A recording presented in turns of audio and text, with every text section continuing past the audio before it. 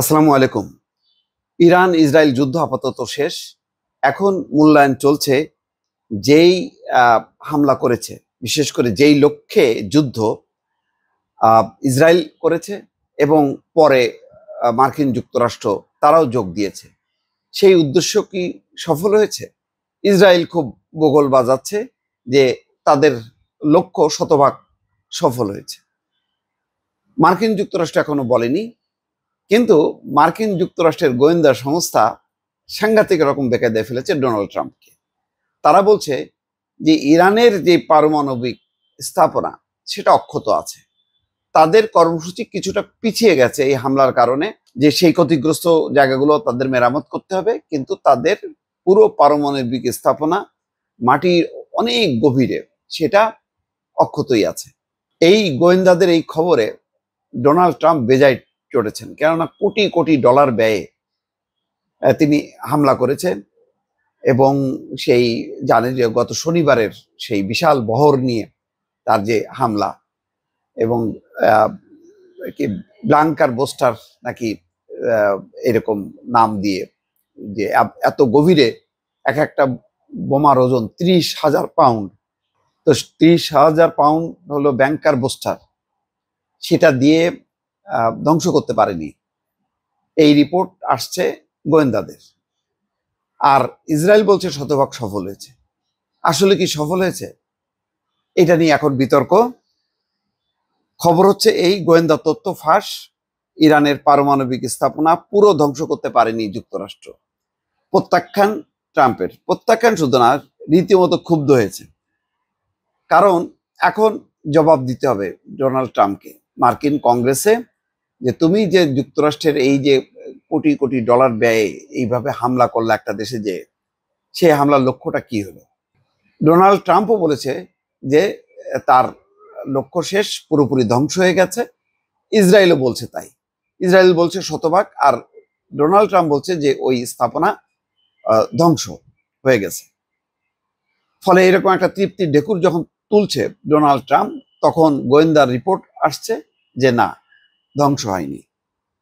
যুক্তরাষ্ট্রে দুই রকম তথ্য ফাঁস হওয়া। পেন্টাগনের গোয়েন্দা তথ্য বলছে ইরানের পারমাণবিক স্থাপনায় যুক্তরাষ্ট্রের হামলায় তা পুরোপুরি ধ্বংস করতে পারেনি। ওই হামলার ফলে ইরানের পারমাণবিক কর্মসূচি শুধু কয়েক মাস পিছিয়ে গেছে। ফাঁস হওয়া এই তথ্য প্রত্যাখ্যান করেছেন প্রেসিডেন্ট ডোনাল্ড ট্রাম্প। তিনি এটাকে ফেক নিউজ বা ভুয়া খবর বলে উড়িয়ে দিয়েছেন। একই কথা বলেছেন মধ্যপ্রাচ্য বিষয়ক তার বিশেষ দূত স্টিভ উইটকফ। তিনি ফাঁস হওয়া গোয়েন্দা মূল্যায়ন রিপোর্টকে বিশ্বাসঘাতকতা বলে অভিহিত করেছেন। এই খবর বিশ্ব মিডিয়ায় প্রধান সংবাদ শিরোনাম হিসাবে উঠে এসছে। মঙ্গলবার ইসরায়েল ও ইরানের মধ্যে নড়বড়ে এক যুদ্ধবিরতি কার্যকর হওয়ার পর গোয়েন্দা তথ্য ফাঁস হওয়ার বিষয়টি সামনে আসে। যুক্তরাষ্ট্র শনিবার ইরানের 3টি পারমাণবিক স্থাপনা ফর্দো, নাতানজ ও ইস্পাহানে বাংকার বাস্টার বোমা ব্যবহার করে হামলা চালিয়ে উত্তেজনার পারদ তুঙ্গে তুলে নেয়। প্রেসিডেন্ট ট্রাম্পের প্রশাসন থেকে দাবি করা হয় এর মধ্য দিয়ে ইরানের পারমাণবিক কর্মসূচিকে ধ্বংস করে দেওয়া হয়েছে। তবে গোয়েন্দা তথ্য দাবি করছে যে ইরানের পারমাণবিক কর্মসূচি সেন্ট্রিফিউগুলো বেশিরভাগই অক্ষত রয়েছে।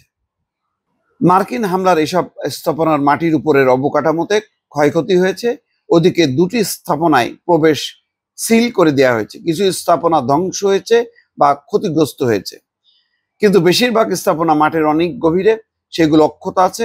অজ্ঞাত সূত্রগুলো মার্কিন মিডিয়াকে বলেছেন যুক্তরাষ্ট্রের হামলায় ইরানের পারমাণবিক কর্মসূচি শুধু কয়েক মাস পিছিয়ে গেছে। এখন কর্তৃপক্ষ সেখানে প্রবেশ করে যে ক্ষয়ক্ষতি হয়েছে তা মেরামত করতে যেই সময় লাগে সেই পর্যন্ত পিছিয়ে গেছে কর্মসূচি। কিছু সূত্র সিবিএসকে নিশ্চিত করেছেন যে হামলার অনেক আগেই ইরানের সমৃদ্ধ ইউরেনিয়ামের মজুদ ছড়িয়ে নেওয়া হয়েছে। তবে এই রিপোর্টে বেজায় চটেছেন প্রেসিডেন্ট ট্রাম্প। তিনি ফাঁস হওয়া এই গোয়েন্দা রিপোর্টের তথ্য প্রত্যাখ্যান করেছেন। নিজের ট্রুথ সোশ্যালে তিনি মার্কিন মিডিয়া এবং তাদের রিপোর্টকে এক হাত নিয়েছেন। ট্রাম্প লিখেছেন, ভুয়া খবর, সিএনএন, ব্যর্থ নিউ ইয়র্ক টাইমস একত্রিত হয়ে ইতিহাসের সবচেয়ে সফল সামরিক হামলাগুলোকে হেয় করার জন্য প্রচেষ্টায় এক হয়েছে। ইরানের পারমাণবিক স্থাপনাগুলো সম্পূর্ণ ধ্বংস হয়ে গেছে। দ্য টাইমস এবং CNN কে জনগণ নিন্দা জানাচ্ছে।